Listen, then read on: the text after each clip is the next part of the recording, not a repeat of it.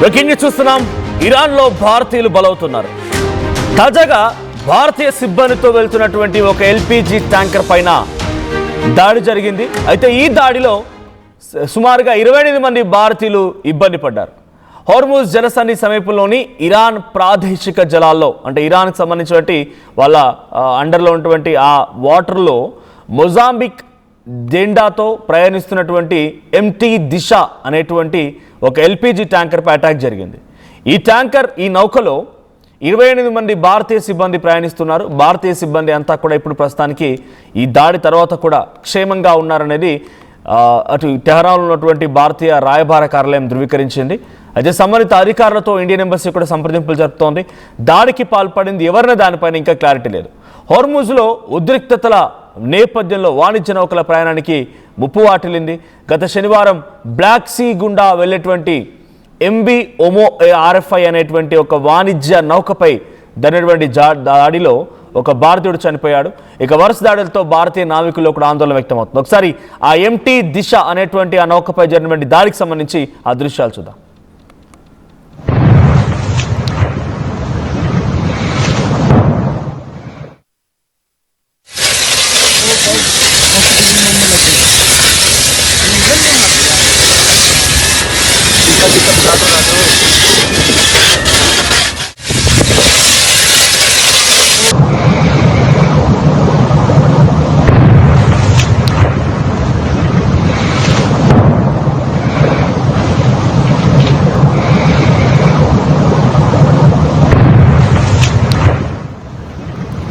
Right.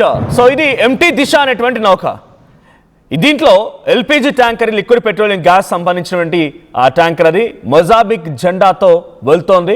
దీంట్లో 28 మంది భారతీయ నావికులకు సంబంధించి ఎవరైతే ఉన్నారో వాళ్ళు ఉన్నారు. దాంట్లో ఒకసారి దాడి జరిగింది. ఇక్కడ మీకు ఒక ట్విస్ట్ ఏంటంటే ఈ దాడి ఎవరు చేశారనేది ఇప్పటివరకు ఇంకా ఒక ట్విస్టే. ఎందుకంటే అమెరికా కూడా ఆ జలాల్లో కొంత తిరుగుతూ ఉంది. కొన్ని దాడులు జరుగుతూనే ఉన్నాయి. గల్ఫ్ నేషన్స్ కూడా దాడికి దిగాయి. ఇరాన్ కూడా దాడికి పాల్పడుతుంది. కాబట్టి ఇప్పటివరకు ఏ దేశం కూడా కన్ఫర్మ్ చేయలేదు మేము దాడి చేస్తామని ఎవరు కూడా కన్ఫర్మ్ చేయలేదు. సో యాజ్ ఆఫ్ నో జరుగుతున్నటువంటి ఈ దాడికి సంబంధించినటువంటి ఈ సంఘటన ఇంకా ఒక బిగ్ ట్విస్ట్గానే ఉంది. ఇంకా దీన్ని ఎవరు ధృవీకరించలేదు. కాబట్టి ఇరాన్ చేసిన అనడానికి లేదా టెహరాన్లో ఉన్నటువంటి భారతీయ రాయబార కార్యాలయం నుంచి మాత్రం ఒక ప్రకటన వచ్చింది. 28 మంది సేఫ్గానే ఉన్నారు. సో మరి ఏం జరిగింది ఇక్కడ అనుకున్నప్పుడు ఒకసారి డీటెయిల్స్లోకి వెళ్తే మొజాంబిక్ జెండాతో వెళ్తున్నటువంటి ఈ ఎల్పీజీ ట్యాంకర్ పైన ఇరాన్ జలాలలో, అంటే మీరు గమనిస్తే ఒక 6 లైన్ హైవే ఉందనుకోండి. సో ఇరువైపులా ఏ రకంగా అయితే మనం వెళ్ళాల్సిన వాళ్ళు వచ్చే వాళ్ళు ఎట్లాగైతే ఉంటారో సేమ్ స్ట్రైట్ ఆఫ్ హార్ముజ్ దగ్గర కూడా వెళ్ళే నౌకలు వచ్చే నౌకలకు సంబంధించి ఒక సపరేట్ రూట్ ఉంటుంది. దానికి ఒక నావిగేషన్ సిస్టమ్ ఉంటుంది. సో ఆ రకంగా వెళ్తున్న సమయంలో ఇక్కడ దాడి జరిగింది ఓ ట్యాంకర్ పైన. సో మోస్ట్లీ ఈ ట్యాంకర్స్ యొక్క రవాణా ఎటువైపు నుంచి జరుగుతుందని అంటే ఎక్కువగా నియర్ బై ఓమన్ వైపుగా ఎక్కువగా ఉంటుంది. అంటే strait of Hormuz its division between Iran and Oman, ఈ రెండింటికి సంబంధించినటువంటి దేశాల మధ్యలో ఉండేటువంటి ఆ జలసంధి అది. సో ఎక్కువగా ఆ ట్యాంకర్లు వెరీ నియర్ టువర్డ్స్ ఓమన్ జలాల వైపు నుంచే ప్రయాణిస్తూ ఉంటాయి. సో ఇక్కడ పేలినటువంటి ఈ ట్యాంకర్కి సంబంధించిన విషయంలో మాత్రం తమ ప్రాదేశిక జలాల్లోకి ఎంట్రీ ఇచ్చింది అనే రకంగా ఇరాన్ చెప్తూ ఉంది. కానీ అటాక్ చేసింది మాత్రం మేం కాదు, ఇది ఇరాన్ మా చెప్తున్న మాట. ఇంకోవైపు మొన్న బ్లాక్ సీలో కూడా ఒక నౌకని పేల్చేసే ప్రయత్నం ఇరానియన్స్ చేశారు. సో ఆ బ్లాక్ సీలో పేలినటువంటి నౌకకు సంబంధించిన సంఘటనలో ఒక భారతీయుడు కూడా చనిపోయాడు. సో ఎల్పీజీ ట్యాంకర్లు అత్యంత ప్రమాదకర పరిస్థితిలోనే cargo tanker puncture and gas leak, ignition ఇవన్నీ కూడా ప్రస్తుతానికి ఒకసారిగా బ్లాస్ట్ అయ్యే అవకాశం ఉంది. సో కార్గో ట్యాంకులు ఇప్పటివరకైతే ఈ సంఘటనలో ఈ ఎంటీ దిశ అనేటువంటి ఈ నౌకపై దాడి జరిగిన దాంట్లో మాత్రం చాలా సేఫ్గా ఎటువంటి భారీ పేలుడు సంభవించలేదు, అగ్ని ప్రమాదం కూడా సంభవించలేనట్టు తెలుస్తోంది. ఇరాన్ పోర్ట్ మరియు సముద్ర భద్రతా అధికారులు తక్షణంగా అక్కడికి చేరుకున్నారు. నౌక యాజమాన్యం మరియు మేనేజ్మెంట్ కంపెనీతో ఎప్పటికప్పుడు కమ్యూనికేషన్లో ఉన్నారు. సో భారత ప్రభుత్వం ఏం చేసింది మరి ఈ యాక్షన్ తర్వాత అంటే ఇరాన్తో సంప్రదింపులు జరిపింది, ఆ నౌకకు సంబంధించి మేనేజ్మెంట్తో సంప్రదింపులు జరిపింది, మా భారతీయులు ఎలా ఉన్నారనే క్వశ్చన్ చేసింది, సిబ్బంది ఆరోగ్య పరిస్థితిపై నిరంతరంగా పర్యవేక్షిస్తోంది కూడా. మరి దాడికి బాధ్యులు ఎవరంటే ఇప్పటివరకు నో కన్ఫర్మేషన్. ఇరాన్ చేసిందా, అమెరికా లేదా ఇతర ప్రాంతాల నుంచి ఏం జరిగిందనేది ఇంకా మాత్రం ఒక క్వశ్చనే. ఏ ప్రభుత్వము ఏ అంతర్జాతీయంగా ఏ కథనం కూడా దీనిపై ఇంకా క్లారిటీకి అయితే రాలేకపోతున్నాయి. సో జూలై 24 హార్ముజ్ సమీపంలో ప్రయాణిస్తున్నటువంటి ఎంటీ దిశ అనేటువంటి ఆ నౌకపై దాడి జరిగినట్టుగా తొలిసారిగా ఇన్ఫర్మేషన్ వచ్చింది. సో ఆ రోజే నౌక భద్రత తనిఖీలు ప్రారంభమైపోయి ప్రోటోకాల్ అమలు జరిగింది. తర్వాత టెహరాన్లో ఉన్నటువంటి భారత రాయబార కార్యాలయాన్ని కూడా భారత ప్రభుత్వం సంప్రదించింది. తమ యొక్క నావికుల పైన ఎటువంటి పరిస్థితి ఉంది, వాళ్ళ రక్షణ గురించి ఆరాధించింది. ఇక ఎప్పటికప్పుడు దీనిపైన కంటిన్యూస్ మానిటరింగ్ కూడా జరుగుతున్నట్టుగా Indian embassy situated in Iran వాళ్ళు చెప్తున్నమాట. సో అసలు ఈ దాడులు ఎందుకు జరుగుతున్నాయి అనుకున్నప్పుడు నావిగేషన్ రాడార్ని తప్పించుకొని మాపై అటాక్ చేయడానికి వస్తున్నారనే రకంగా ఇరాన్ భావిస్తోంది. కాబట్టి స్పీడ్ బోట్ల సహాయంతో కొంతమంది అటాకర్స్ సిద్ధం చేసి అక్కడ అటాక్ చేస్తుండాలి. లేదంటే సీ మైనర్స్ అంటే సముద్రం లోపలే బ్లాస్ట్ అవ్వడానికి కారణమయ్యేటువంటి కొన్ని సీ మైన్స్ని ఏర్పాటు చేసింది ఇరాన్ గతంలో. కాబట్టి అది కూడా ఒక కీలకమైనటువంటి విషయంగా చూడాలి. సో ఇప్పుడు మరి ఈ అటాక్ సంబంధించి ఇంకా ఎవరు ధృవీకరించలేదు కాబట్టి ఎటువంటి ప్రమాదంలో ఎటువంటి మరణాలు సంభవించలేదు. అలాగని చెప్పి దాన్ని సేఫ్గా వచ్చినటువంటి దాఖలాలు కూడా లేవు. కాబట్టి మరి ఎవరు ధృవీకరిస్తారు దీన్ని? అమెరికా చేసిందా, ఇరాన్ చేసిందా? మోస్ట్లీ ఇరాన్పై అనుమానాలు ఎక్కువగా వస్తున్నాయి. ఎందుకంటే స్ట్రైట్ ఆఫ్ హార్ముజ్ దగ్గర ఎటువంటి అటాక్ జరిగినా ఇరాన్ వైపు నుంచి అటాక్ జరుగుతోంది. లేదంటే కొంత సమీపంగా ఉన్నటువంటి హౌతీలు వాళ్ళ మద్దతుదారుల నుంచి అటాక్ జరుగుతోంది. సో నిజంగానే అమెరికా అటాక్ చేయాల్సి వస్తే స్ట్రైట్ ఆఫ్ హార్ముజ్ దగ్గర ఉన్నటువంటి ఓ నౌకను ఎందుకు అటాక్ చేస్తుంది? సో ఇది ఇప్పుడు బిగ్గెస్ట్ క్వశ్చన్గా ఉంది. ఏదేం జరిగినా ఇప్పటి వరకు జరిగినటువంటి ఈ 24 అవర్స్లో కేవలం ఒక 3 నౌకలు మాత్రమే రోజుకి సగటున ఈ 4-5 రోజులుగా అంటే 23 తారీఖు నుంచి మొదలుకుంటే ఈ రోజు వరకు రోజుకు సగటున 3 నౌకలు మాత్రమే ఈ స్ట్రైట్ ఆఫ్ హార్ముజ్ని దాటుతున్నాయి.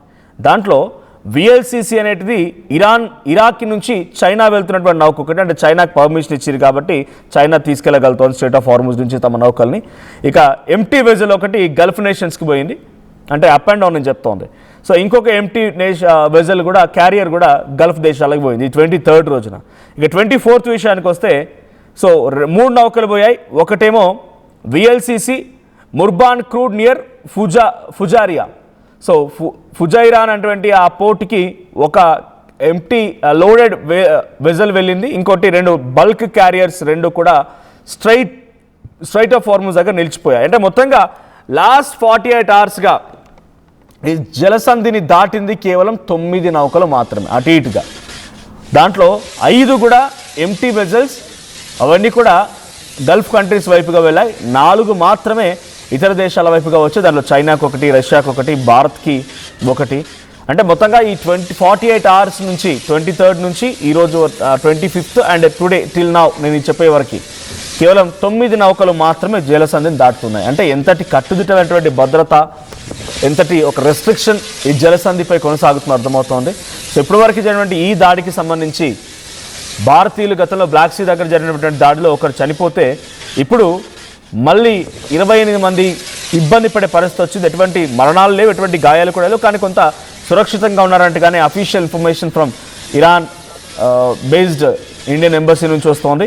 సో వాళ్ళంతా క్షేమంగా ఉన్నారని చెప్పి ట్విట్టర్లో కూడా ఈ విషయాన్ని వెల్లడించింది. ఇరాన్ జలాల్లో డిషా నౌక పైన జరిగినటువంటి దాడి విషయం మా దృష్టికి వచ్చింది. ఈ నౌకలో 28 మంది భారతీయ సిబ్బంది ఉన్నారు. సంబంధిత అధికారులతో నిరంతరం సంప్రదింపులు జరిపి వారందరూ సురక్షితంగా ఉన్నట్టుగా ధృవీకరించామనేది ఇండియన్ ఎంబసీ ఆన్ ఎక్స్ వాళ్ళు ట్వీట్ చేసిన మాట ఇది. సో ఎలా జరిగింది దాడి, ఎవరు చేశారు, ఏంటి అనేది మాత్రం ఇప్పటివరకు ఇంకా అఫీషియల్గా అనౌన్స్మెంట్ లేదు. ఇంకా మేము దాని మీద అన్వేషిస్తూ ఉన్నాము. సో ఈ ఘటనకు ముందు రోజే విదేశాంగ మంత్రి జైశంకర్ సముద్ర భద్రత పైన కొన్ని కీలక వ్యాఖ్యలు చేసుకొచ్చారు. ఆయన సముద్రంలో పనిచేసే సిబ్బంది, పౌర నౌకలు, కీలక మౌలిక వస్తువులపై ఎలాంటి దాడులైనా భారత్ తీవ్రంగా వ్యతిరేకిస్తుందని అన్నారు. సో అంతర్జాతీయ సముద్ర మార్గాలు అంతర్జాతీయ చట్టాలకు అనుగుణంగా సురక్షితంగా ఎలాంటి ఆటంకాలు లేకుండా ముందు కొనసాగాల్సిన అవసరం ఉంది. సో నావికులు, పౌర నౌకలు లేదా కీలకమైనటువంటి మౌలిక సదుపాయాలపై దాడులు ఎట్టి పరిస్థితుల్లో కూడా మేము యాక్సెప్ట్ చేయమని ఇండియా నుంచి ఒక వార్నింగ్ కూడా వచ్చింది Indian minister of external affairs నుంచి. సో అయితే బ్లాక్ సీ దగ్గర లాస్ట్ 1 వీక్ బ్యాక్ శనివారం రోజున ఎంవి ఓమో R5 అనేటువంటి వాణిజ్య నౌక పైన జరిగినటువంటి దాడిలో ఒక భారతీయుడు మరణించి దానిపైన చాలా కీలక వ్యాఖ్యలు చేసింది మన minister of external affairs. So July 18న రష్యాకు సంబంధించిన ప్రాదేశిక జలాల్లో రష్యా అండర్లో ఉన్నటువంటి ఆ వాటర్స్లో ఈ దాడి జరిగితే దాంట్లో 10 మంది ఉన్నారు. 10 మందిలో 3 భారతీయులు ఉన్నారు, ఒకరు మాత్రం చనిపోయారు. సో ఇప్పటివరకు ఎంబసీ ఆఫ్ ఇండియా ఒక అఫీషియల్ స్టేట్మెంట్ ఇచ్చింది ఈ నౌకపై అటాక్ని. So I will read over that. The Embassy of India in Tehran is aware that Mozambique flagged LPG tanker Disha came under attack in Iranian territorial waters earlier today. So the vessel had 28 Indian crew members on board. The embassy has been in close contact with the relevant authorities and has been confirmed that all Indian crew members are safe. The embassy continues to monitor the situation closely and remains in touch with the concerned authorities. ఇది అఫీషియల్గా Indian embassy from Tehran నుంచి విడుదలైనటువంటి ఒక లేఖ. So ఇప్పటివరకైతే అంతా safe, but జలసంధి మళ్ళీ చాలా ఉద్రిక్తత పరిస్థితి మధ్యలోనే ఆ స్ట్రైట్ ఆఫ్ హార్మోజ్ మొత్తం కొనసాగుతుంది. కాబట్టి ఇప్పుడు మళ్ళీ ఒక భయానకమైన వాతావరణం మొదలయ్యే అవకాశం ఉంది. ప్రపంచ దేశాలన్నీ కూడా ఆయిల్ కొరతతో మరింతగా ఇబ్బంది పడే అవకాశం కనబడుతుంది.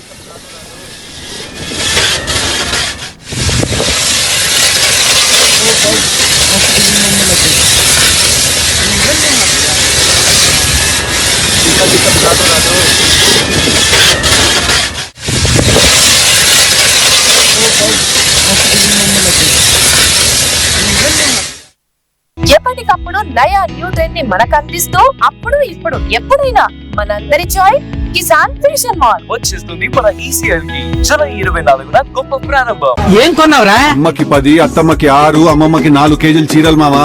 అబ్బో ఇక్కడ కేజీ చీరలు కొంటే 1/2 కేజీ చీరలు ఫ్రీ అంట. Churidar, men's wear, kids wear 1+1, 2+1 మస్తు ఆఫర్లు ఉన్నాయి. మరి ఇంకా మాంగళ్య ఆషాఢం కేజీ సేల్ అంటే తెలుసు కదా. మాంగళ్య షాపింగ్ మాల్ కేజీల్లో సేల్, టన్నుల్లో ఆనందం. అందరికీ నమస్కారం, నేను మీ అనసూయ భారద్వాజ్. ఆషాఢ మాసం సందర్భంగా మన కాసన్ ఫ్యాషన్స్ ఏపీ అండ్ తెలంగాణలోని 24 స్టోర్స్ లో సరికొత్త ఆఫర్స్ తో మీ ముందుకు వస్తుంది. అంతేకాదంలో ఈ ఆషాఢ మాసంలో మన ప్రత్యేకత, కిలో చీరలు కొనండి, 1/2 కిలో చీరను ఉచితంగా పొందండి. Pure in its form with grace made noble.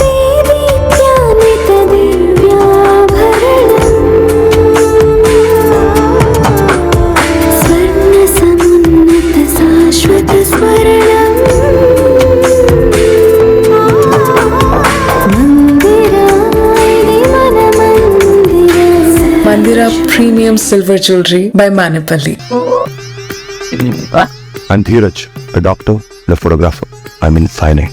At Anurag University, be everyone you dream to be. Tournament కి ముందు పెయింట్ ఎలా చేస్తాం?